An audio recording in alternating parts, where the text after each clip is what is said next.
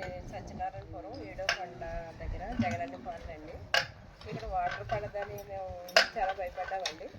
ఇక్కడ సిబి రావు గారిని తీసుకొచ్చి వాటర్ చెక్ చేస్తే ఇక్కడ వాటర్ పడుతుందని అన్నారు. 230 వరకు వాటర్ పడుతుందని మాకు ఇచ్చారు. దేవుడు ఆశ్రయించి 200 వాటర్ పడ్డది.